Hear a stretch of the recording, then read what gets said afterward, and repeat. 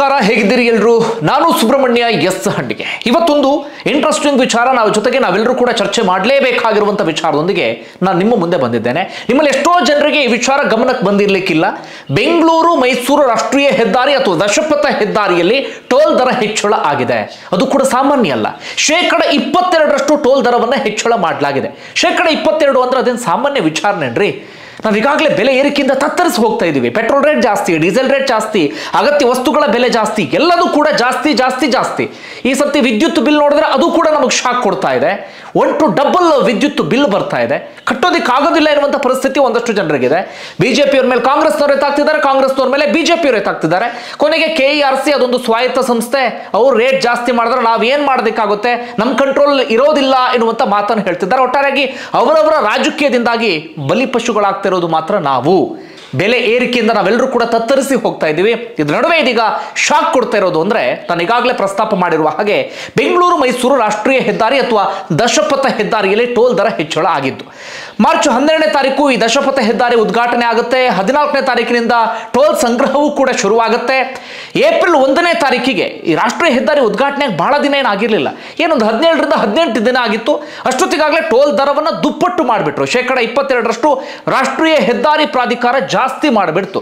ಆಗ ಎಲ್ಲರೂ ವಿರೋಧ ವ್ಯಕ್ತಪಡಿಸೋದಕ್ಕೆ ಶುರು ಮಾಡಿಕೊಂಡ್ರು. ಸ್ವಾಮಿ, ಈ ರಾಷ್ಟ್ರೀಯ ಹೆದ್ದಾರಿ ಉದ್ಘಾಟನೆಯಾಗಿ 1 ತಿಂಗಳು ಆಗಿಲ್ವಲ್ಲ, ಅಷ್ಟು ಬೇಗ ಟೋಲ್ ದರ ಹೆಚ್ಚಳ ಮಾಡುವಂಥ ತರಾತುರಿ ಏನಿದೆ ಅಂತೇಳಿ ಜನ ಪ್ರಶ್ನೆ ಮಾಡಿದ ಕಾರಣಕ್ಕಾಗಿ, ಜೊತೆಗೆ ಎಲೆಕ್ಷನ್ ಕೂಡ ಹತ್ರ ಇತ್ತು ಎನ್ನುವ ಕಾರಣಕ್ಕಾಗಿ ಆಗೇನೋ ಟೋಲ್ ದರ ಹೆಚ್ಚಳ ಮಾಡಿದ್ರಲ್ಲ, ಅದನ್ನು ವಾಪಸ್ ತೆಗೆದುಕೊಂಡಿದ್ರು. ನಾವೆಲ್ಲರೂ ಅಂದ್ಕೊಂಡಿದ್ವಿ, ನಮ್ಮ ಮನಸ್ಸಲ್ಲಿ ಒಂದು ವಿಚಾರ ಇತ್ತು, ಯಾವಾಗ ಬೇಕಾದರೂ ಇವರು ಸದ್ದಿಲ್ಲದೆ ಟೋಲ್ ದರವನ್ನು ಜಾಸ್ತಿ ಮಾಡಬಹುದು ಅಂತ ಹೇಳಿ ನಾವು ಅಂದುಕೊಂಡ ಹಾಗೆ ಇದೀಗ ಟೋಲ್ ದರವನ್ನು ಸದ್ದಿಲ್ಲದೆ ನಮಗೆ ಯಾರಿಗೂ ಕೂಡ ಗೊತ್ತಾಗದಂತೆ ಜಾಸ್ತಿ ಮಾಡಿದ್ದಾರೆ. ಏನಾಗಿದೆ ಅಂದರೆ, ಟೋಲ್ ದರ ಹೆಚ್ಚಳ ಒಂದು ಕಡೆ, ಅದು ಸ್ವಲ್ಪ ಬದಿಗಿಡೋಣ, ಆದರೆ ನಮ್ಮ ಗಮನಕ್ಕೂ ತರದೆ ಟೋಲ್ ದರ ಜಾಸ್ತಿ ಮಾಡಿದ್ರಲ್ಲ, ಇದನ್ನು ನಾವು ಪ್ರಶ್ನೆ ಮಾಡಬೇಕಾಗಿರೋದು. ಜೂನ್ 1ನೇ ತಾರೀಕಿನಿಂದಲೇ ಟೋಲ್ ದರ ಹೆಚ್ಚಳ ಆಗಿದೆ, ಆದರೆ ಯಾರ ಗಮನಕ್ಕೂ ಕೂಡ ಬಂದಿಲ್ಲ. ಮುಂಚೆ ಆದರೆ ಗೊತ್ತಾಗ್ತಿತ್ತು. ಯಾವ ಕಾರಣಕ್ಕಾಗಿ ಅಂದರೆ, ನಾವು ಕ್ಯಾಶ್ ಕೊಡ್ತಾ ಇದ್ವಿ, ಆಗ ಗೊತ್ತಾಗ್ತಾ ಇತ್ತು. ಈಗ ಫಾಸ್ಟ್ಯಾಗ್ ಇರುತ್ತಲ್ಲ, ಸಾಧಾರಣವಾಗಿ ನಾವು 500 ರೂಪಾಯಿನೋ 1000 ರೂಪಾಯಿನೋ ರೀಚಾರ್ಜ್ ಮಾಡ್ಕೊಂಡು ಅಲ್ಲಿ ಓಡಾಡ್ತಾ ಇರ್ತೀವಿ. ಹೀಗಾಗಿ ಎಷ್ಟು ಕಟ್ಟಾಯಿತು ಏನು ಎತ್ತ ನಮ್ಮ ಗಮನಕ್ಕೆ ಅದು ಬರೋದೇ ಇಲ್ಲ. ಹೀಗಾಗಿ ಫಾಸ್ಟ್ಯಾಗ್ ಇದ್ದಂಥ ಕಾರಣಕ್ಕಾಗಿ ತುಂಬ ಜನರ ಗಮನಕ್ಕೆ ಬಂದೇ ಇಲ್ಲ ಟೋಲ್ ದರ ಹೆಚ್ಚಳ ಆಗಿದೆ ಅಂತ ಹೇಳಿ. ಇದನ್ನೇ ನಾವು ಹೇಳೋದು ಹಗಲು ದರೋಡೆ ಅಂತ. ಯಾವುದಾದ್ರೂ ಟೋಲನ್ನು ಸಂಗ್ರಹಿಸಬೇಕು ಅಂತಾದರೆ ಅಥವಾ ಇನ್ನೇನೋ ಜಾಸ್ತಿ ಮಾಡ್ತೀವಿ ಅಂತಾದರೆ ಮಾಧ್ಯಮ ಪ್ರಕಟಣೆ ಹೊರಡಿಸ್ಬೇಕು, ಜನರ ಗಮನಕ್ಕೆ ತರಬೇಕು, ಹೀಗೆ ಟೋಲ್ ದರ ಜಾಸ್ತಿ ಆಗಿದೆ ಅಪ್ಪ ಅಂಥೇಳಿ. ಈ ಸಂಸದರಾಗಿರುವಂಥ ಪ್ರತಾಪ್ ಸಿಂಹ ಅವರು ರಾಷ್ಟ್ರೀಯ ಹೆದ್ದಾರಿ ವಿಚಾರದಲ್ಲಿ ಎಲ್ಲದಕ್ಕೂ ಕೂಡ ಮುಂದೆ ಓಡ್ತಾ ಇದ್ರು. ಬಟ್ ಈ ಟೋಲ್ ದರ ಜಾಸ್ತಿ ಆಗಿರೋ ವಿಚಾರವನ್ನು ನಮ್ಮ ಗಮನಕ್ಕೆ ತರುವಂಥ ಕೆಲಸವನ್ನೇ ಮಾಡಲಿಲ್ಲ ನಮ್ಮ ಮಾನ್ಯ ಸಂಸದರು. ನಾವು ಪ್ರಶ್ನೆ ಮಾಡಲೇಬೇಕು ಸ್ವಾಮಿ, ಇಂಥ ವಿಚಾರದಲ್ಲಿ ಗಪ್ಚುಪ್ ಅಂತ ಕೂತ್ಕೊಳ್ಳೋಕೆ ಸಾಧ್ಯ ಆಗೋದಿಲ್ಲ. ಯಾಕೆ ಹೇಳಿ ಇವರು ಜನರ ಗಮನಕ್ಕೆ ತರುವಂಥ ಕೆಲಸವನ್ನು ಮಾಡಿಲ್ಲ?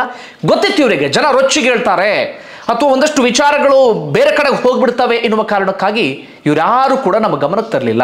ನಮ್ಮ ಗಮನಕ್ಕೆ ತರದೆ ಟೋಲ್ ದರವನ್ನು ಜಾಸ್ತಿ ಮಾಡಿ ಇಲ್ಲಿವರೆಗೆ ನಮ್ಮಿಂದ ಕಿತ್ಕೊಳ್ತಾ ಇದ್ದಾರಲ್ಲ, ಇದನ್ನು ಹಗಲು ದರೋಡೆ ಅಂದೆ ಬೇರೆ ಏನು ಅಂತ ಹೇಳೋದಕ್ಕೆ ಸಾಧ್ಯ ಆಗೋದಿಲ್ಲ. ಹಾಗಾದರೆ ಟೋಲ್ ದರ ಎಷ್ಟೆಷ್ಟು ಜಾಸ್ತಿ ಆಗಿದೆ ನಿಮ್ಮ ಗಮನಕ್ಕಿರಲಿ, ಆ ಡೀಟೇಲ್ಸನ್ನು ನಿಮ್ಮ ಮುಂದೆ ಇಡ್ತಾ ಹೋಗ್ತೀನಿ. ಸುಮ್ಮನೆ ಟೋಲ್ ಪೇ ಮಾಡೋದಕ್ಕೆ ಸಾಧ್ಯ ಆಗೋದಿಲ್ಲ, ನಾವು ತಿಳ್ಕೊಬೇಕಾಗತ್ತೆ ಎಷ್ಟೆಷ್ಟು ಜಾಸ್ತಿ ಆಗಿದೆ, ಏನು ಕತೆ ಅಂತ ಹೇಳಿ. ಮೊದಲಿಗೆ ಗಮನಿಸ್ತಾ ಹೋಗೋಣ. ಕಾರು ವ್ಯಾನು ಜೀಪ್ನಲ್ಲಿ ಓಡಾಡುವಂಥವ್ರೇನು ಭಾರಿ ದೊಡ್ಡ ಅಗರ್ಭ ಶ್ರೀಮಂತರು ಇರೋದಿಲ್ಲ. ಮೊದಲೇ ಪೆಟ್ರೋಲ್ ಡೀಸೆಲ್ ರೇಟ್ ಜಾಸ್ತಿ ಇದೆ. ಪೆಟ್ರೋಲು ಡೀಸೆಲ್ಗೆ ದುಡ್ಡು ಕೊಡೋಕ್ಕಾಗದೆ ಒದ್ದಾಡ್ಕೊಂಡು ಏನೇನೋ ಕಷ್ಟಪಟ್ಟು ನಾವು ಹಣ ಸಂಗ್ರಹಿಸಿ ಪೆಟ್ರೋಲ್ ಡೀಸೆಲ್ ಹಾಕೊಂಡು ಓಡಾಡ್ತಿರ್ತೀವಿ. ಅದ್ರ ನಡುವೆ ನೋಡಿ ಸ್ವಲ್ಪ ಟೋಲ್ ಕೊಡಬೇಕಾ ಅಂಥೇಳಿ. ಟೋಲ್ ಬಗ್ಗೆ ನಾನು ಆಮೇಲೆ ಮಾತಾಡ್ತೀನಿ, ಮೊದಲು ಇದನ್ನು ಗಮನಿಸೋಣ. ಮೊದಲು ಇದ್ದಿದ್ದು 135 ರೂಪಾಯಿ, ಆಗೇನು ಕಡಿಮೆ ಇರಲಿಲ್ಲ. 135 ರೂಪಾಯಿ ಅಂದರೆ ಸಾಮಾನ್ಯ ವಿಚಾರ ಅಲ್ಲ. ಆ ನಂತರ ಅದು ಜಂಪ್ ಆಗಿದ್ದಕ್ಕೆ ಎಷ್ಟಕ್ಕೆ 165 ರೂಪಾಯಿಗೆ. ಎಷ್ಟು ಹೆಚ್ಚಳ? 30 ರೂಪಾಯಿ. ಡಬಲ್ ಸೈಡ್ ಅಲ್ಲ, ಏಕಮುಖ ಸಂಚಾರಕ್ಕೆ. ಒಂದು ಸರ್ತಿ ನೀವು ಬೆಂಗಳೂರಿನಿಂದ ಮೈಸೂರು ಕಡೆಗೆ ಹೋಗಬೇಕು ಅಂತಾದ್ರೆ 165 ರೂಪಾಯಿ ಟೋಲನ್ನು ಕಟ್ಟು ಹೋಗಬೇಕಾಗತ್ತೆ. ಟೋಲ್ ದರ ಜಾಸ್ತಿ ಆಗೋದೇ ಇಲ್ಲ ಅಂತಲ್ಲ, ಪ್ರತಿ ಫೈನಾನ್ಷಿಯಲ್ ಇಯರ್ ಏಪ್ರಿಲ್ 1ನೇ ತಾರೀಕು ಎಲ್ಲ ಟೋಲ್ಗಳಲ್ಲೂ ಕೂಡ ದರ ಜಾಸ್ತಿ ಆಗುತ್ತೆ.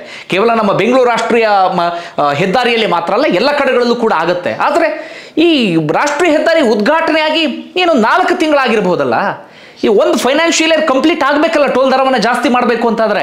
ನೆಕ್ಸ್ಟ್ ಏಪ್ರಿಲ್ಗೆ ಜಾಸ್ತಿ ಮಾಡಲಿ, ಆಗ ಯಾರು ಪ್ರಶ್ನೆ ಮಾಡೋದಿಲ್ಲ. ಈಗ ಇನ್ನು ಮೊನ್ನೆ ಟೋಲ್ ದರ ನಿಗದಿ ಮಾಡಿದ್ದಾರೆ, ಉದ್ಘಾಟನೆ ಆಗಿ 4-5 ತಿಂಗಳು ಆಗಿಲ್ಲ, ಅಷ್ಟು ಬೇಗಲೇ ಜಾಸ್ತಿ ಮಾಡಿದ್ರೆ ಹೇಗೆ ಸ್ವಾಮಿ? ಆಗ ಸಹಜವಾಗಿ ಎಲ್ಲರೂ ಕೂಡ ಪ್ರಶ್ನೆ ಮಾಡ್ತಾರೆ. ಇನ್ನು ಲಘು ವಾಹನ ಮಿನಿ ಬಸ್ ಮೊದಲು 220 ರೂಪಾಯಿ ಇತ್ತು, 270 ರೂಪಾಯಿಗೆ ಹೆಚ್ಚಳ ಆಗಿದೆ. ಎಷ್ಟು ಹೆಚ್ಚಳ? 50 ರೂಪಾಯಿ ಜಾಸ್ತಿ ಆಗಿದೆ. ಸಾಮಾನ್ಯ ಅಮೌಂಟ್ ಅಲ್ಲ, 50 ರೂಪಾಯಿ. ಒಂದಷ್ಟು ಜನರಿಗೆ 50 ರೂಪಾಯಿ ಏನು ಅಂದೆ ಅನಿಸದೇ ಇರಬಹುದು, ಈ ರಾಜಕಾರಣಿಗಳಿಗೆ. ನಮ್ಮೆಲ್ಲರಿಗೂ ಕೂಡ 50 ರೂಪಾಯಿ ಅಂದ್ರೆ ಅದು ಬಿಗ್ ಅಮೌಂಟ್, ಸಾಮಾನ್ಯವಾದಂಥ ಅಮೌಂಟ್ ಅಲ್ಲ.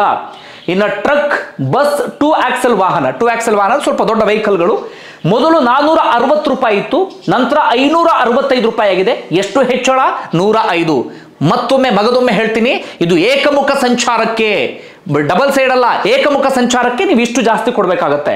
ಇನ್ನು 3 ಆಕ್ಸೆಲ್ ವಾಣಿಜ್ಯ ವಾಹನ, ಇನ್ನೊಂದು ಸ್ವಲ್ಪ ದೊಡ್ಡ ವೆಹಿಕಲ್, ಮೊದಲು 500 ರೂಪಾಯಿ ಇತ್ತು, ನಂತರ 615 ಆಗಿದೆ. ಈಗ ಎಷ್ಟು ಹೆಚ್ಚಳ? 115 ರೂಪಾಯಿ ಹೆಚ್ಚಳ ಆಗಿದೆ. ಹಾಗೆ ಮುಂದಿನ ವಿಚಾರವನ್ನು ಕೂಡ ಗಮನಿಸ್ತಾ ಹೋಗೋಣ. ಇನ್ನು ಬೇರೆ ಬೇರೆ ವೆಹಿಕಲ್ಸ್ಗಳಿಗೆ ಎಷ್ಟೆಷ್ಟು ಜಾಸ್ತಿ ಮಾಡಿದ್ದಾರೆ ಅಂತೇಳಿ, ಕೇವಲ ಇದಿಷ್ಟು ಮಾತ್ರ ಅಲ್ಲ, ಹಾಗೆ ಮುಂದಿನ ಒಂದು ಲಿಸ್ಟ್ ಕೂಡ ಇದೆ. ಆ ಮುಂದಿನ ಲಿಸ್ಟ್ ಅನ್ನ ಇದೀಗ ಗಮನಿಸ್ತಾ ಹೋಗೋಣ. ಇನ್ನು ಭಾರಿ ವಾಹನಗಳಿಗೆ ಗಮನಿಸ್ತಾ ಹೋಗೋಣ. ಮೊದಲು 720 ರೂಪಾಯಿ ಇತ್ತು, ನಂತರ 885. ಎಷ್ಟು ಹೆಚ್ಚಳ? 165 ರೂಪಾಯಿ.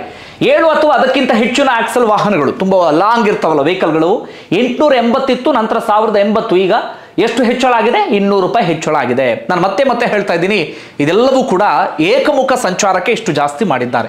ಏನ್ರಿ ಸಾಮಾನ್ಯನೇನ್ರಿ ಟೋಲ್ ದರ ಇಷ್ಟೊಂದು ಜಾಸ್ತಿ ಮಾಡೋದು ಅಂತಂದ್ರೆ?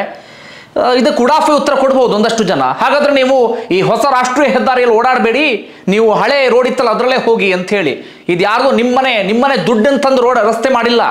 ನಿಮ್ಮ ಮನೆ ಅಥವಾ ನಿಮ್ಮ ತಂದೆ ಸಂಪಾದನೆ ಮಾಡಿರುವಂತ ದುಡ್ಡಲ್ಲಿ ತಂದು ನೀವು ರಾಷ್ಟ್ರೀಯ ಹೆದ್ದಾರಿಯನ್ನ ಮಾಡಿಲ್ಲ. ನಮ್ಮೆಲ್ಲರ ತೆರಿಗೆ ಹಣ ಅದು. ನಮ್ಮ ತೆರಿಗೆ ಹಣ ಅಂದಾಗ ಆ ರಸ್ತೆ ಮೇಲೆ ನಮಗೆ ಸಂಪೂರ್ಣವಾದಂಥ ಹಕ್ಕಿರುತ್ತೆ. ಇನ್ನು ರಾಷ್ಟ್ರೀಯ ಹೆದ್ದಾರಿಯನ್ನ ಮಾಡಿಬಿಟ್ವಿ ಅದು ಇದು ಅಂತ ಹೇಳಿ ಕಾಂಗ್ರೆಸ್ ಆಗಲಿ, ಬಿಜೆಪಿ ಆಗಲಿ, JDS ಆಗಲಿ, ಇನ್ನೊಂದು ಪಕ್ಷ ಆಗಲಿ ಅವ್ರು ಹೆಮ್ಮೆಯಿಂದ ಹೇಳ್ಕೊಳ್ಳೋದಲ್ಲ. ಅವೆಲ್ಲವೂ ಕೂಡ ಅವ್ರ ಕರ್ತವ್ಯ, ಮಾಡಲೇಬೇಕು. ನಾನು ಮುಂದೊಂದು ದಿನ ಆ ಜವಾಬ್ದಾರಿಯಲ್ಲಿದ್ದರೆ ಅಥವಾ ಅಧಿಕಾರದಲ್ಲಿದ್ದರೆ ನಾನು ಕೂಡ ಮಾಡಬೇಕಾಗತ್ತೆ. ಅದನ್ನು ಮಾಡಿಬಿಟ್ಟು ಇವರು ಅದಕ್ಕೆ ಬಹಳ ದೊಡ್ಡ ಮಟ್ಟಿನ ಪ್ರಚಾರ ತೆಗೆದುಕೊಂಡ್ರು, ಓಕೆ, ಅವ್ರು ಕೆಲಸ ಮಾಡಿದ್ರು, ಏನೋ ಒಂದು ತೆಗೆದುಕೊಂಡ್ರು ಅಂತ ಹೇಳೋಣ. ಆದ್ರೆ ಆ ಟೋಲ್ ದರ ಇಷ್ಟೊಂದು ಜಾಸ್ತಿ ಮಾಡಿಬಿಟ್ರೆ ಜನಸಾಮಾನ್ಯರಿಗೆ ಏನು ಮಾಡಬೇಕು ಅಂತ ಹೇಳಿ, ಏನು ಸಾಧಾರಣ ಅಮೌಂಟಾ? ಎಲ್ಲ 1 to double ಅಷ್ಟು ಜಾಸ್ತಿ ಆದಂಗೆ ಆಗೋಗ್ಬಿಟ್ಟಿದೆ. ನೋಡೋಣ, ಟೋಲ್ಗೆ ಸಂಬಂಧಪಟ್ಟ ಹಾಗೆ ಸಾಕಷ್ಟು ಚರ್ಚೆ ಆಗ್ತಾ ಇದೆ. ಮುಂದಿನ ದಿನಗಳಲ್ಲಿ ಏನಾದರೂ ಬದಲಾವಣೆ ಮಾಡ್ತಾರೆ, ಏನು ಕತೆ ಅಂತೇಳಿ. ಇನ್ನು ಟೋಲ್ ಸಂಗ್ರಹಿಸೋದಕ್ಕೆ ಸಂಬಂಧಪಟ್ಟ ಹಾಗೆ ಜನರ ಆಕ್ಷೇಪ ಇದ್ದೇ ಇರುತ್ತೆ. ಇನ್ನು ತುಂಬ ಕಡೆಗಳಲ್ಲಿ ಅವೈಜ್ಞಾನಿಕ ಟೋಲ್ಗಳಿದ್ದಾವೆ ಬಿಡಿ. 60 ಕಿಲೋಮೀಟರ್ಗೆ ಒಂದು ಟೋಲ್ ಇರಬೇಕು ಅಂತ ಹೇಳಿ, ಬಟ್ 60 ಕಿಲೋಮೀಟರ್ 3-4 ಟೋಲ್ಗಳಿದ್ದಾವೆ ಕರಾವಳಿ ಭಾಗದಲ್ಲಿ, ಬೇರೆ ಬೇರೆ ಕಡೆಗಳಲ್ಲಿ. ಅದಕ್ಕಂತೂ ಪರಿಹಾರವನ್ನ ಒದಗಿಸೋಕೆ ಸಾಧ್ಯನೇ ಆಗ್ತಿಲ್ಲ. ಹಾಗೆ ಕೊನೆಯದಾಗಿ ರಾಷ್ಟ್ರೀಯ ಹೆದ್ದಾರಿ ವಿಚಾರಕ್ಕೆ ಇನ್ನೊಂದು ವಿಚಾರವನ್ನು ನಾನು ಪ್ರಸ್ತಾಪ ಮಾಡ್ತೀನಿ. ರಾಷ್ಟ್ರೀಯ ಹೆದ್ದಾರಿಯಲ್ಲಿ ಸಾಕಷ್ಟು ಆಕ್ಸಿಡೆಂಟ್ಗಳು ಇದ್ದಾವೆ. ಅಲ್ಲಿ ಲೇನ್ಗಳಿರ್ತವೆ, ನೀವು ಅದೇ ಲೇನ್ನಲ್ಲಿ ಓಡಾಡಬೇಕಾಗತ್ತೆ. ಒಂದು ಲೇನ್ನಲ್ಲಿ ಹೋಗ್ತಾ ಇದ್ದವ್ರು ಸ್ವಲ್ಪ ಆ ಕಡೆ ಹೋದ್ರೂ ಕೂಡ ಬೇರೆಯವರಿಗೆ ತೊಂದರೆ ಆಗುತ್ತೆ. ಈ ಕಾರಣಕ್ಕಾಗಿ ಕೇವಲ 4-5 ತಿಂಗಳ ಅಂತರದಲ್ಲಿ 55 ಜನ ಪ್ರಾಣ ಕಳ್ಕೊಂಡಿದ್ದಾರೆ, 575ಕ್ಕೂ ಹೆಚ್ಚು ಅಪಘಾತ ಆಗಿದೆ. ಅದು ನಿಮ್ಮ ಗಮನದಲ್ಲಿರಲಿ. ಆ ರಸ್ತೆಯಲ್ಲಿ ಓಡಾಡುವಾಗ ಸ್ವಲ್ಪ ಮಟ್ಟಿಗೆ ಎಚ್ಚರಿಕೆಯಿಂದ ನೀವು ಇರಲೇಬೇಕು. ನಾನು ಕೂಡ ಆ ರಸ್ತೆಯಲ್ಲಿ ಹೋಗಿದ್ದೇನೆ, ಅಲ್ಲಿ ನಾನು ಗಮನಿಸಿದ್ದೇನೆ ಯಾವ ರೀತಿಯಾಗಿ ಸ್ವಲ್ಪ ಎಡವಟ್ಟಾದ್ರೂ ಏನು ಆಗುತ್ತೆ ಅಂತೇಳಿ.